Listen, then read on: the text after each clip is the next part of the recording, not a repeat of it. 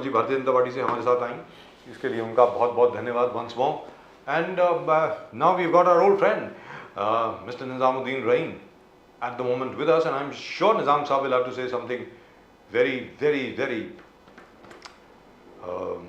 how shall I put it, Rahul Gandhi very passionate about Rahul Gandhi and about Mr. Vidhuri. I want to ask him, Nizamuddin Rahim Saab, namaskar. नमस्कार sir. नमस्कार sir, नमस्कार। आपको गणपति की बहुत बहुत बहुत बहुत मुबारकबाद, बहुत बहुत शुभकामनाएं। आज निजाम साहब ने बड़ा कार्यक्रम भी रखे थे, इन्विटेशन भेजा था। देखा बहुत जबरदस्त, वंडरफुल। आपको भी बहुत बधाई सर। निजाम साहब, ये विधूरी साहब ने लोकसभा के अंदर इतने घिनौनी शब्दावली का प्रयोग किया है, मुझे तो समझ में नहीं आ रहा कि अभी तक उनको सस्पेंड क्यों नहीं किया गया। अरे 2 आम आदमी पार्टी के मेंबर्स ऑफ पार्लियामेंट जो हैं उनको सस्पेंड कर दिया गया राज्यसभा से, क्योंकि वो सिर्फ नारे लगा रहे थे।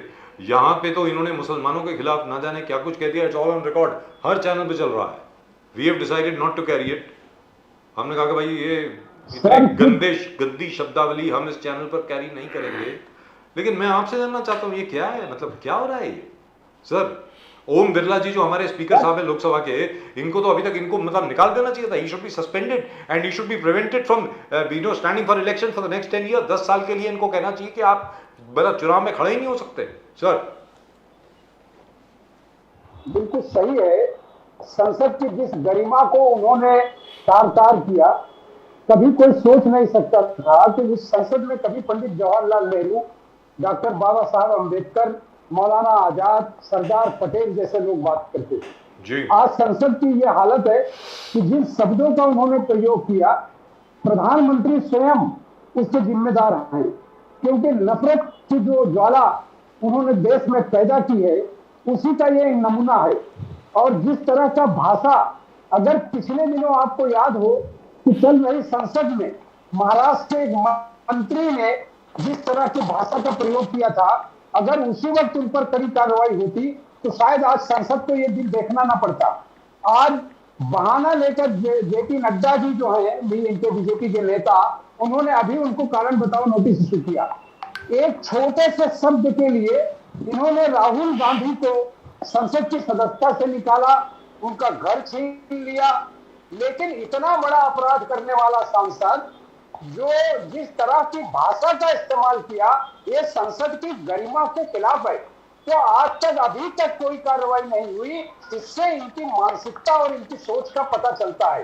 तो ये शर्म का विषय है, राष्ट्रीय शर्म का विषय है कि उस संसद में जहां ये अभी बदलकर नई जगह गए हैं, कि जिस तरह की बातें ये देश के अमृत महोत्सव पर देश के सांसदों की चीजों को याद कर रहे थे, उसमें इतनी घटियागिरी करने वाले संसद सदस्य को उसी वक्त संसद से बाहर क्यों नहीं फेंका गया, जबकि उस आदमी ने ऐसी भाषा का प्रयोग किया है जो भारतीय संसद के इतिहास में कभी ऐसा नहीं हुआ। आज तक नहीं हुआ। ये नया इतिहास रचा गया है कि जो शब्दावली है वो असल में गालियां हैं जो दी गई हैं संसद में जी। और मुझे तो ताज्जुब हो रहा है कि that this thing has not been referred to the privileges committee as yet. ये तो फॉरेन प्रिविलेजेस कमिटी को जाना चाहिए था। इनको इनकी जो सदस्यता है उसको निलंबित करना चाहिए था, सीधा प्रिविलेजेस कमिटी के पास जाए and they should take a decision to ban this fellow as what's his name Shashi Tharoor said just recently and so did Jairam Ramesh.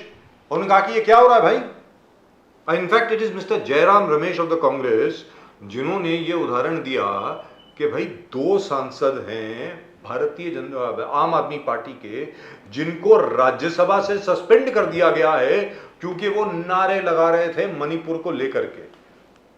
आपने उनको बाहर कर दिया। इस शख्स ने जो कहा है उसको वो जबान पर नहीं ला सकते निजाम साहब। मतलब ये क्या है, क्या हो रहा है? पूरा देश शर्मिंदा है, पूरा देश आज शर्मिंदा है। ये जो घटना हुई है, स्वयं जो हाउस लीडर हैं जी, जो इनके संसद के हाउस लीडर हैं, उनकी ड्यूटी थी कि वो उसी वक्त प्रस्ताव लाते और अध्यक्ष को कहते कि आप इनको अभी सस्पेंड करिए और इनको बाहर निकालिए। लेकिन आपने देखा कि जब ये बातें कर रहे थे तो बीजेपी के एक सांसद हंस रहे थे और उनके बगल से दूसरे सांसद चल कर जा रहे हैं, मतलब उनको शर्म भी नहीं आ रही है कि ऐसी घटना जिसे पूरा देश शर्मसार हो गया, पूरी दुनिया ने उस घटना को देखा और उनके सांसद बेशर्मी से, आप उस पिक्चर्स को देखिए क्योंकि वो वीडियो पूरे समाज में आज वायरल हो गया, सोशल मीडिया पे वायरल हो गया है। डॉक्टर हर्षवर्धन की बात कर रहे हैं, बगल में जो उसके लोग बैठे हैं वो इतनी बेशर्मी से हंस रहे हैं कि उनको भी शर्म नहीं आ रही है। पूरी लोकसभा को भंग करके प्रधानमंत्री को चाहिए कि वो प्रस्ताव लाए कि इस तरह के लोग जो हैं ये अपराधी हैं, ये विक्षिप्त मानसिकता के अपराधी हैं, इनको सिर्फ सजा, इनको बर्खास्त नहीं, इनके ऊपर एफआईआर लॉन्च होना चाहिए और इस तरह की चीजें करने वाले को सीधा देशद्रोह के मुकदमे में इनको जेल भेजना चाहिए। क्योंकि संसद की पवित्र जगह से जिस भाषा का उन्होंने प्रयोग किया, ये भारत के संसदीय इतिहास में जब से हम लोग राजनीति में है हमने कभी न सुना न कभी देखा है। और बीजेपी का ही जहां तक प्रश्न है, अभी अभी जो प्रदीप जी और मैं बात कर रहे थे, बीजेपी के ही प्रवक्ताओं को देख लो ना। यहां पर हम लोगों ने सुषमा स्वराज जी को सुना है, प्रमोद महाजन जी को सुना है, अटल बिहारी वाजपेयी को सुना है, लाल कृष्ण आडवाणी जी को सुना है, सुषमा स्वराज जी को सुना है। ऐसे लोग थे भारतीय जनता पार्टी के। ये क्या है Pradeep ji? This is I find this disgusting. This is ये कौन लोग, ये गुंडों को आपने मतलब टिकट दे दिए क्या प्रदीप जी? अब मोदी जी कह रहा है कि नारी शक्ति वंदन अधिनियम एक ऐतिहासिक बिल है और मोदी साहब कहते हैं कि ऐसे पवित्र काम भगवान ने मेरे हाथों करने का एक बड़ा वरदान मुझे दिया है। मोदी साहब का कहना है, नरेंद्र मोदी साहब। और वो गिनाते हुए आगे उन्होंने कहा कि सबका साथ सबका विकास, article 370, one nation one tax, one rank one pension, 10% reservation गरीबों के लिए, ये मोदी जी ने किया है, मोदी जी का कहना। तो कैसे आप देखते हो कि ये पूरे मोदी साहब का कहना है कि जितने भी अच्छे काम है भगवान ने उनको वो वरदान दिया है कि उनके माध्यम से इस चीज को ठीक करे। कांग्रेस सिर्फ बातें कर रहे थे, वुमेन्स रिजर्वेशन मोदी साहब लाके पास कर दिया, आर्टिकल 370 मोदी साहब ने लिया, one rank one pension Modi साहब ने किया, 10% रिजर्वेशन गरीबों के। तो सर निजामुद्दीन साहब, ये मोदी साहब कहता है कि उनको वरदान मिला है पवित्र काम करने का। मोदी साहब से बड़ा झूठा इस देश में किसी ने किसी को नहीं देखा होगा। आज जिस महिला रिजर्वेशन की वो बात कर रहे हैं, ये 2029 के लिए प्रस्ताव है। तब तक देश में मोदी जी रहेंगे, इनकी पार्टी रहेगी क्या? या जिस तरह की बेवकूफ बना रहे हैं इस देश की महिलाओं को, इस देश की महिलाएं बेवकूफ नहीं है। आज जिस सेंसेक्स की बात होगी उसके बाद तैयारी होगी कि 2029 में आएगा भी कि नहीं, तब तक सेंसेक्स होगा कि नहीं। तो इस तरह की जो घटनाएं हो रही हैं, ये वाहवाही लूटने का काम है। जैसे कोविड के जमाने में आपको याद हो कि मोदी जी माइक पर आते थे, 20 लाख करोड़, 2 लाख करोड़, 15 लाख करोड़ मैं देश को दे रहा हूं।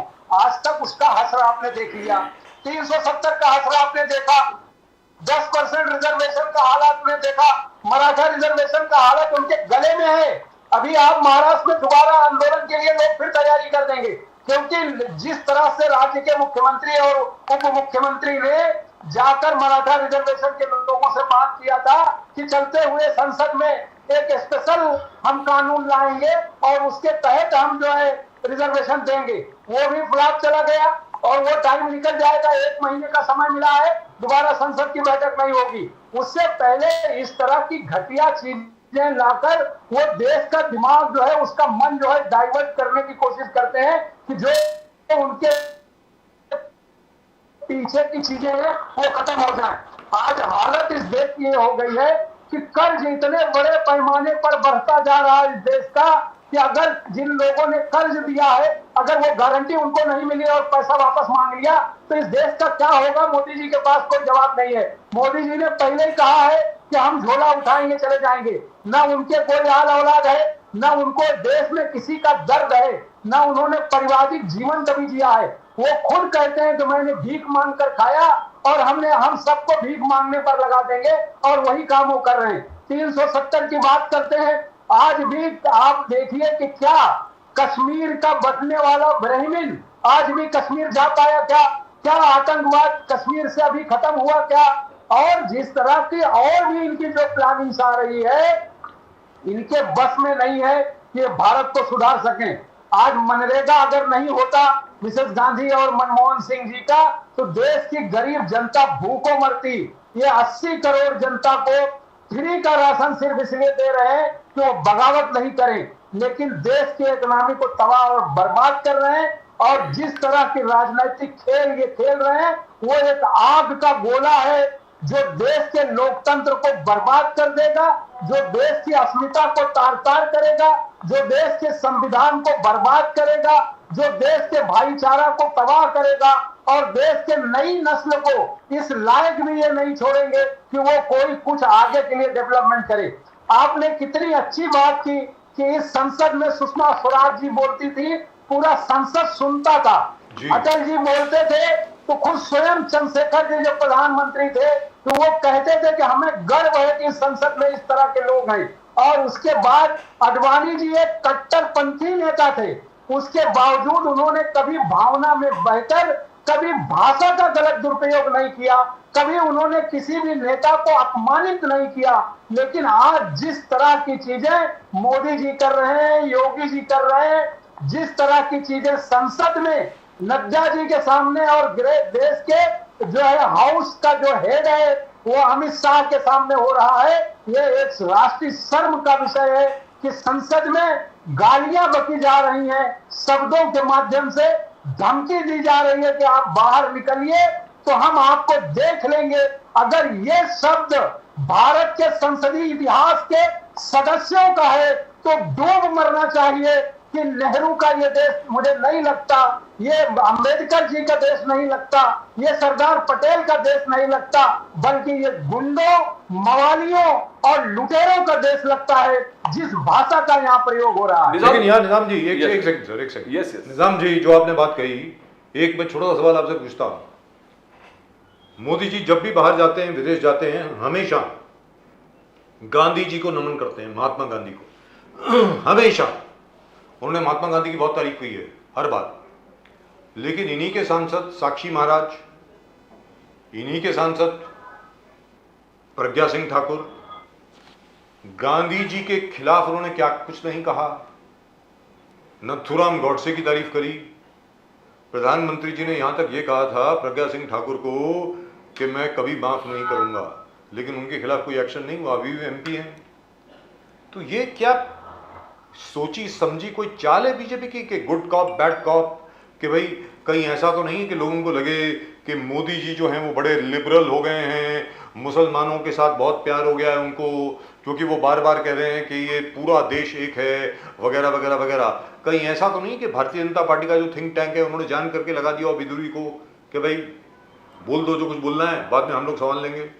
निजाम साहब, ये बिल्कुल सही बात है सर कि ये जो घटनाएं आप महात्मा गांधी के विषय को लेकर हैं, आपने देखा कि G20 सम्मेलन अभी हो रहा था जी। विदेश से जो हमारे मेहमान आए वो गांधी जी को के लिए राजघाट गए, उन्होंने गांधी को नमन किया, उन्होंने इनके हिंदुत्व के किसी जगह पर नमन करने कोई नहीं गया। जितने विदेशी आए वो आज उनको पता है कि ये देश गांधी का है और गांधी के विचारों से चलने वाला देश है, बाबा साहब अंबेडकर के संविधान से चलने वाला देश है।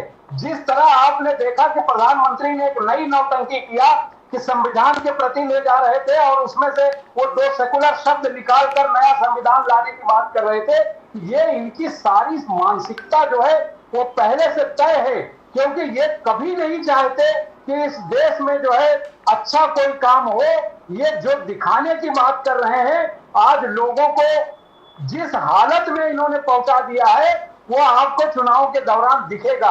1200 का सिलेंडर जब इनके खिलाफ चुनाव गया तो 200 रुपया कम किया, फिर भी 800 उसने बढ़ा कर लिया। जब इसी देश के कई राज्य 500 में सिलेंडर दे रहे हैं तो इन और राज्यों में इनकी सरकारें क्यों नहीं दे रही है?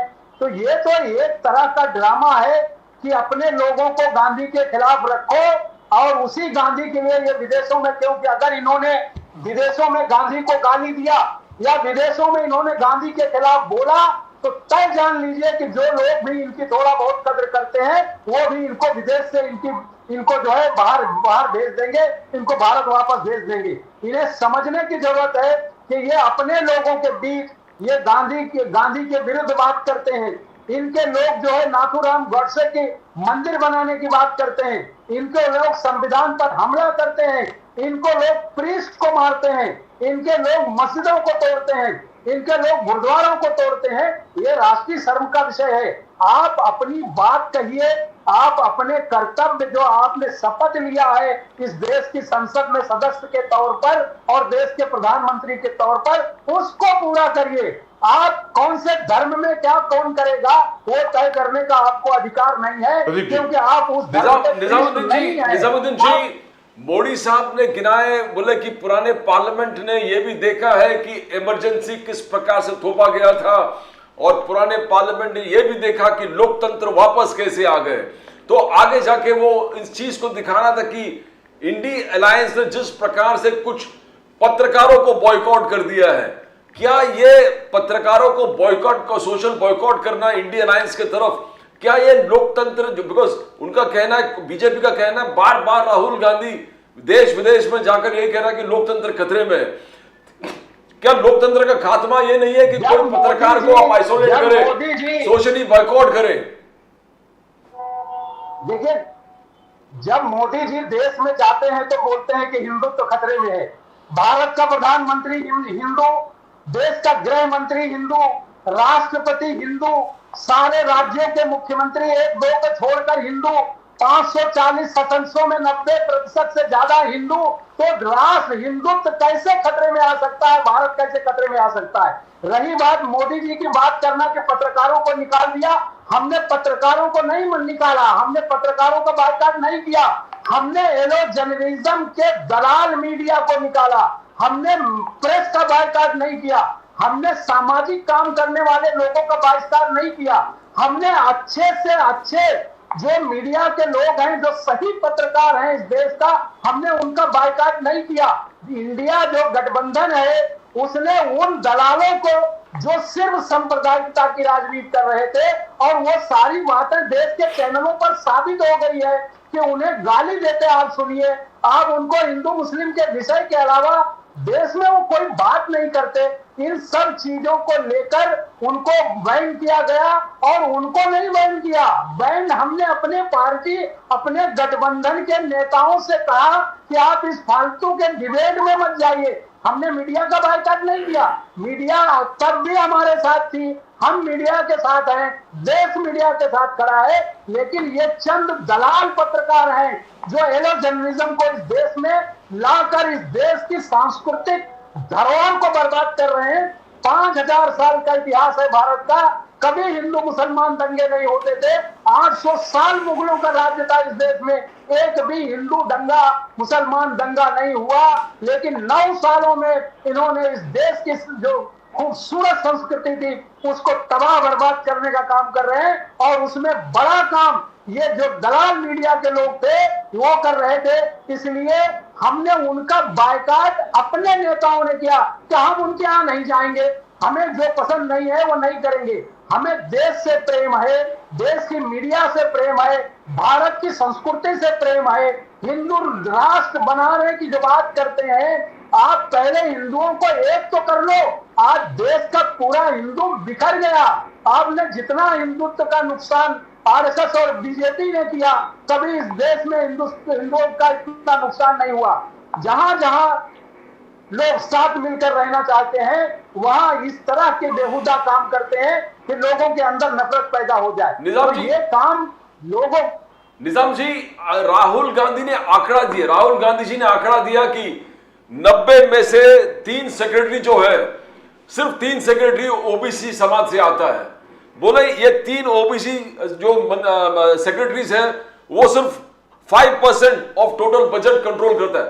राहुल गांधी जी का कहना, उनका कहना है कि ओबीसी रिप्रेजेंटेशन जितना होना चाहिए उतना नहीं है। बोले सरकार इसमें कुछ कदम नहीं उठा रहे। कास्ट बेस्ड सेंसस से मोदी साहब भाग रहे। राहुल गांधी जी का आरोप था नरेंद्र मोदी जी पर कि आप कास्ट बेस्ड सेंसस से भाग रहे हो। सिर्फ ये 5 लोग हैं, पूरे 3 लोग हैं पूरे 90 सेक्रेटरी से।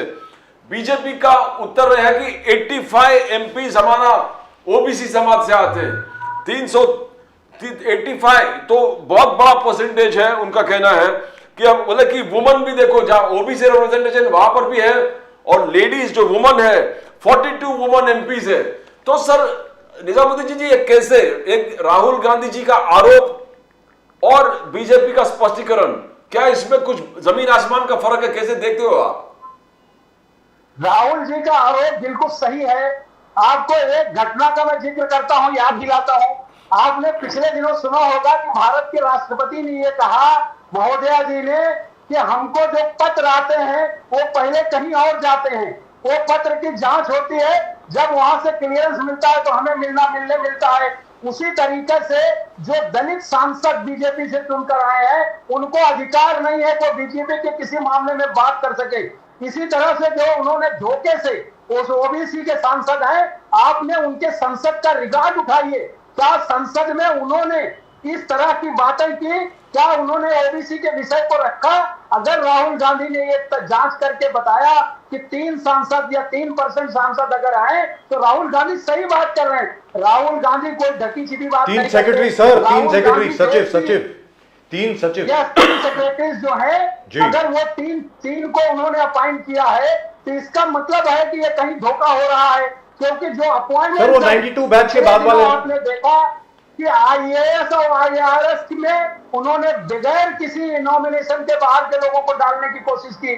सुदर्शन चैनल के एडिटर का अगर आपको याद होगा कि उन्होंने आरोप लगाया था कि आईएएस वगैरह के लोग गड़बड़ कर रहे हैं, जब उन पर दबाव बना तब उनके ऊपर कार्रवाई हुई। तो ये सब प्री प्लान है, ये प्लान करके लोगों को मारने की कोशिश हो रही है। जिस तरह से इनके नेता कहते हैं कि देश से 20 करोड़ मुसलमानों का खात्मा कर देंगे, सर वो हो सकता है क्या? आप खुद सोच के बताइए। अरे निजाम साहब में ये सारे लोग शामिल हैं। निजाम साहब, क्या वो हो सकता है? आप मुझे बताइए। 142 करोड़ का देश है, हिंदुस्तान में 24 करोड़ से ज्यादा मुसलमान हैं। 20 करोड़ नहीं है सर, 24 करोड़ है। नहीं हो सकता। तो मेरा ये कहना है कि आज की तारीख में आखिरकार इसका सोल्यूशन क्या है, समाधान क्या है, उसके बारे में बात करें ना अभी। What is the solution? क्योंकि ये तो मतलब ये स्तर इतना गिर जाएगा, ये मैं सोच भी नहीं सकता। मतलब पूरी पत्रकारिता में, पूरे करियर में 1982 से लेकर के आज तक मैंने कभी भी किसी को संसद में ऐसे बोलते हुए नहीं देखा है सर। इसका अब समाधान क्या है वो जरा बताएं। इसका समाधान यही है कि अब जनता जो है, जनता इंतजार कर रही है कि हमें लोकतंत्र ने जो अधिकार दिया है वोट का, उस अधिकार का वो प्रयोग करे और ये जहां से आए हैं उनको वहां भेज दे वापस। इसलिए जितना जल्दी हो इस देश में चुनाव कराए। और आप देखेंगे कि जिस गठबंधन की ताकत उनको दिखने लगी है, इसलिए आज इस तरह की वो व्यवस्थाएं ला रहे हैं। देश में अगर सेंसेक्स का इशू आता है, तो अगर जाति जनगणना होती है तो ये अधिकार है देश को कि वो जाति जनगणना कराए कि इस देश में कितने प्रतिशत कौन कहां रह रहा है, ये सबको जानने का अधिकार है। मोदी जी उससे इसलिए भाग रहे हैं क्योंकि वो सवर्णों और दूसरे में लोगों के बीच एक व्यवस्था जो है उसको बिगाड़ने का काम कर रहे हैं। तो इसलिए जरूरी है कि इस देश का जब चुनाव आएगा तो इनको सजा जनता देगी, क्योंकि जनता जो है वही मालिक है इस देश की, क्योंकि ये लोकतांत्रिक देश है। निजाम साहब, यहां पर राहुल गांधी जी ने एक और बात कही। ये तो बात कही उन्होंने, और साथ में उन्होंने एक और बात कही कि 2011 का जो सेंसस था उसका पूरा डेटा कोलेट होकर के, एनालाइज करके, उसका पूरा विश्लेषण करके 2 या 3 साल की जो प्रक्रिया होती है वो लगी, और 2014 में वो सरकार को सौंप दिया गया।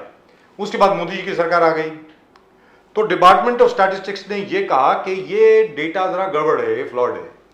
तो वो 2011 का सेंसस जो है ना सर, आज तक वो रिलीज नहीं हुआ है। वो कास्ट बेस्ड सेंसस था, जातीय आधार पर वो सेंसस था। तो राहुल गांधी जी ने ये कहा कि आप अगले सेंसस का इंतजार क्यों कर रहे हैं? सेंसस होगा, फिर डिलिमिटेशन की एक्सरसाइज होगी, तो 10 साल के बाद जाकर के विमेन्स रिजर्वेशन बिल शायद, वो भी शायद इंप्लीमेंट होगा। तो आप 2011 का डेटा आप रिलीज करिए ना, उसके हिसाब से आप डिलिमिटेशन कर दीजिए। निजाम साहब, देखिए, उनका मन साफ नहीं है, उनके मन में बेईमानी है। अगर बेईमानी नहीं थी तो जब सारी व्यवस्थाएं ऑलरेडी पहले से हो चुकी हैं, वो संसद के पटल पर आ सकता था।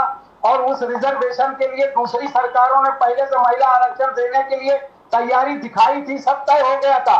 तो जब ये चीजें सब तय थी तो महिलाओं को रिजर्वेशन देने में क्या तकलीफ है? लेकिन वो चाहते हैं कि हम महिलाओं को रिजर्वेशन नहीं दें, क्योंकि आरएसएस की पूरी तारीख आप पढ़ लीजिए, वो महिलाओं के विरुद्ध है। अगर उन्हें रिजर्वेशन देना होता तो ये सेंसेक्स का विषय बीच में नहीं आता, और फिर दूसरे दिन एक तरफ आप संसद में बिल पास कराने की बात करते हैं और बाहर निकलकर इनके जो अध्यक्ष हैं नड्डा जी, वो सीधा बयान देते हैं मीडिया को कि 2029 में इसका प्लान आएगा। यानी अभी भी 10 साल आपको रिजर्वेशन के लिए वेट करना है। तो आपको किसने बैठाया देश में लोगों ने? और ये जो पिछले 20 वर्षों से ये मेहनत हो रही थी, सोनिया गांधी और उसके बाद जो है राहुल गांधी और मनमोहन सिंह जी ने जितनी इतनी तैयारी करके महिलाओं के लिए रिजर्वेशन लाने की सारी प्लानिंग की थी, वो उसको ये सिर्फ एक क्रेडिट लेने का था कि हमने ये बिल पास किया। लेकिन इस देश में जब वो लागू ही नहीं होगा और उस देश में जो सोच है राजनीति का, अगर 2 दशक ऐसे ही निकल जाएगा तो 2 पीढ़ियां तो अपने आप राजनीति से महिलाओं की खत्म हो जाएंगी। तो कब उनको ये व्यवस्था मिलेगी? निजामुद्दीन जी, निजामुद्दीन जी, और बीजेपी का कहना है कि मोदी साहब ने हमेशा महिलाओं के लिए किया। बोले कि देखो जो जनधन अकाउंट खोले थे लेडीज में, 56% लेडीज के अकाउंट खुले हैं। महिला सशक्तिकरण, 11 करोड़ टॉयलेट बांध के दिए, किसको फायदा हो गए? मोदी साहब का कहना है ये लेडीज जो महिला है उनके लिए बीजेपी ने किया। आयुष्मान, उन्होंने बोला कि गैस फ्री, किसके लिए? चूल्हा से हटकर गैस पर आए। बोले किसने किया? मोदी साहब ने किए। किसके लिए किए? महिला के लिए किए। तो आप क्या इसको नकार सकते हो? बीजेपी का कहना कि इस रिजर्वेशन से आगे पहले भी नारी शक्ति वंदन अधिनियम से पहले भी महिलाओं के लिए मोदी साहब ने बहुत कुछ किया है। कैसे आप नकार कर सकते हो? इनके देखिए, इनके 1 दर्जन से ज्यादा सांसद पर महिलाओं के बलात्कार के केसेस हैं। 1 दर्जन से ज्यादा सांसदों पर। अगर इनको महिला बहनों से रिलेशन था और इनको जो है महिलाओं के लिए कार्य करना था, पहले उन सांसदों को जेल भेजना चाहिए। रही बात ये कह रहे हैं कि गैस सिलेंडर फ्री दे रहे हैं। आप पत्रकार हैं, आप जर्नलिस्ट हैं, इस देश के जाने माने, आप ग्रामीण भागों में सर्वे करा लीजिए। जो इन्होंने वो योजना लागू की थी, 99% महिलाएं उस चूल्हे को फेंक दिया और उसके ऊपर बैठकर अब जो है लकड़ी जलाकर उस पर खाना बन रहा है। आपको चाहिए तो मैं दर्जनों वीडियो भेज सकता हूं। रही बात महिलाओं के सशक्तिकरण का, ये काम मिसेज इंदिरा गांधी के जमाने से लेकर मनमोहन सिंह के दौर तक हो गया था। इनके राज्य में न बेटियां सुरक्षित हैं, न महिलाएं सुरक्षित हैं, न वो छोटे छोटे बच्चे जिनके दिलों में नफरत पैदा की जा रही है, न वो सुरक्षित है। तो कैसे इस बात को मान ले कि इन्होंने महिलाओं के लिए काम किया? लेकिन एक चीज तो है निजाम साहब, काम किया। निजाम साहब एक चीज तो है, ये तो आप मानेंगे, माननी पड़ेगी आपको। महिला आरक्षण बिल जब कानून बना पार्लियामेंट में, अभी कल परसों एक्चुअली लोकसभा में जब पास हुआ, क्योंकि कल राज्यसभा में हुआ, तब वहां पर एक और शख्सियत थी सर जिसने वोट दिया महिला आरक्षण अधिनियम के फेवर में, के समर्थन में, और उनका नाम है बृजभूषण सिंह। अब आप बृजभूषण का पूरा इतिहास उठा लें, आप देखिए कि इस देश की महिलाएं जंतर मंतर पर जिस तरह से रो रही थी, जिस तरह से उनको बेइज्जत किया गया, वो देश की सम्मानित खिलाड़ी थी जिन्होंने इस भारतवर्ष के लिए, इंडिया के लिए न जाने कितने मेडल लाए होंगे और कितनी खुशियां इस देश को दी थी। उनको बेइज्जत किया इस आदमी ने, और उसके बावजूद जो है उसको शर्म नहीं आती कि वो वहां जाकर खड़ा है और देश की संसद जो गवाह बनेगी उसके इस गुनाह का, जो पूरा देश देख रहा था। हजारों लाखों लोगों ने प्रधानमंत्री को चिट्ठी लिखा। देश के सिविलियन जो 300-400 बड़े रिटायर्ड अधिकारी थे, उसमें पुलिस के, राह के और तमाम अधिकारियों ने चिट्ठी लिखा था प्रधानमंत्री को कि उस पर कार्रवाई करिए। एक शख्स को बचाने के लिए हजारों महिलाओं के साथ हुए घिनौने हरकतों के लिए जिम्मेदार आदमी महिला के लिए जाकर वो वोट डाल रहा है, तो ये इससे बड़ी बेशर्मी की बात क्या होगी? और चलते चलते सर सवाल आपसे ये है, राहुल गांधी जी ने जो अभी तक किया है, जो कह रहे हैं, प्यार की दुकान, भारत जोड़ो यात्रा, यूनिफिकेशन, आपको लगता है कि ये मैसेज जो है, अब संदेश जो है राहुल गांधी जी का लोगों तक जा रहा है? सर इस कदर जा रहा है कि जो चुनाव आ रहे हैं साफ हो जा रही है बीजेपी।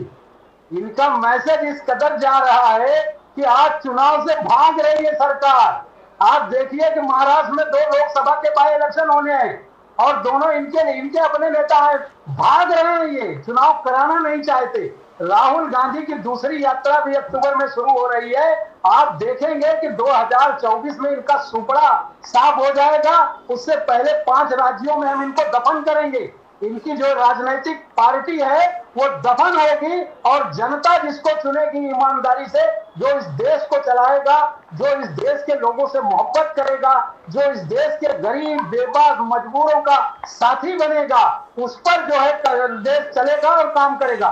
कल आपने देखा होगा कि बीजेपी के जितने प्रवक्ता थे, राहुल गांधी का कुली के पास जाना, उनसे मिलना इतना उनको खल गया कि वो कह रहे थे कि राहुल गांधी ऐसा क्यों कर रहे हैं। अरे राहुल गांधी आपसे पूछ के करेंगे क्या कि उनको क्या करना है? वो गरीब जनता के दिलों में बसने वाले राजा हैं। आज उनको जनता अपने दिलों में अपने सिर पर बिठा रही है, क्योंकि वो देश की गरीब बेबस जनता ये जानती है कि यही एक परिवार है जो हमें गारंटी दे सकता है। और जहां जहां राहुल गांधी ने गारंटी दी है, उस गारंटी को उन्होंने पूरा कराया। उस घबराहट में आज राहुल गांधी के खिलाफ बात कर रहे हैं। हजारों करोड़ रुपए राहुल गांधी को बर्बाद करने के लिए, उनके चरित्र को बर्बाद करने के लिए आपने देखा कि स्मृति ईरानी जैसी सांसद उनके ऊपर घटिया आरोप लगा रही थी, संसद में बेइज्जत हो गई। उसी तरह से जिस तरह उनके बारे में उनकी जो है राजनीतिक जीवन को बर्बाद करने की कोशिश करोड़ों करोड़ रुपया खर्चा करके किया, राहुल गांधी की एक यात्रा ने उनकी सारी इमेज को धो दिया और शानदार व्यक्तित्व निकलकर आज सामने है देश के। पूरा देश उनको सलाम कर रहा है। निजाम साहब, बहुत बहुत धन्यवाद आपका हमारे साथ जुड़ने के लिए। Thank you so much. It's always a pleasure talking to you. बहुत मजा आता है आपसे बात करके और आपसे मिल करके।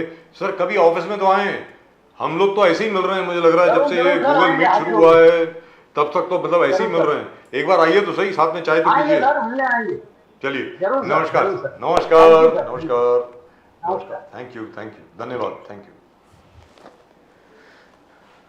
Well, if what Dayanidhi Stalin said about Sanatan Dharma was bad, what Mr. Vidhuri has said about Muslims is even worse. And whereas Dayanidhi Stalin, why do I keep saying Maran? Dayanidhi Stalin's words were a continuation of what Ramaswamy Periyar had been saying, and the philosophy of the DMK and Ravada politics in Tamil Nadu. What was Mr. Vidhuri thinking of? What do you think he was thinking of, Pradeepji? Whether he just got carried away? Parliament is, as Mr. Modi says, the temple of democracy. Yes. So it's very democratic.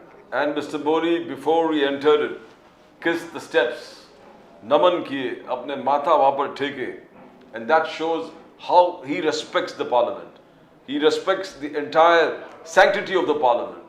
And then, as you said, if a BJP MP talks in that particular language, then he needs to be reprimanded and some stern action should be taken. He could have been actually suspended before the show cause notice be given. Before the adjournment. Yes. And show cause notice has been given by the BJP. It has not been given by the Honorable Speaker. Because the Speaker, who is the king of the House, it is not the President of the BJP. That's an internal party matter. That internal party matter does not affect the working of the Parliament. Parliament has to take action. Because if they allow this to go, then I don't know what's going to happen to the sanctity of parliamentary privilege. How can we do this? Mr. Modi himself says that this is a landmark achievement. Yes. Where Indian democracy is concerned. He takes the credit for that. And he goes on to say that भगवान ने जितने भी पवित्र काम थाना है वो मेरे थ्रू हो जाता है. It happens through me. And to a certain extent he's right. All the जो उन्होंने गिनाया, right from Article 370 to everything, to Mangalyaan, don't forget that. Everybody. Mangalyaan, And Chandrayaan 2, Chandrayaan 3. When he says that Bhagwan ne, I am destined to do it, Yes. then he's right. But then when you're destined, you find that the divine things that you're doing, the divine work is being planned through you, then you need to take care of the people. The whole country is watching. I mean, the whole country is watching, and you have to set that exemplary standards. But then if you say then all parties have to maintain that exemplary standards that we talk about, there is no, justification for the abuse that he has said. But then there is no decorum anywhere. People screaming and shouting and not allowing other people to speak. This rarely happened. Earlier, people used to love, as you said, love to hear these debates. Now, with this screaming and scorning, it has lost its sanctity. And we hope that Mr. Modi, like everything that he does, will raise these standards also. Probably all the parties should meet and talk about these things, that how we see that these things don't happen. Instead of heckling or coming in the well and stopping the proceedings. But that still does not There's no justification for That still does the not abusive language. justify what Mr. Biduri said. He called him what? A terrorist.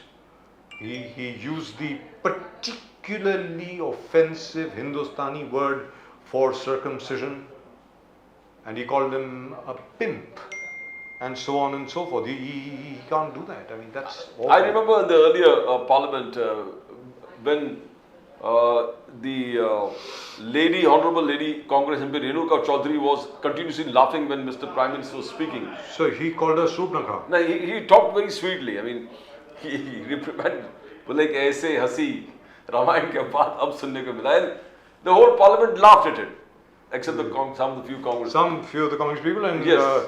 Renuka Chaudhary herself did not find it very amusing. But anyway. So they were very sweet one-liners and Yeah, which is all right. But देखिए parliamentary नोक झोंक बहुत अच्छी होती है.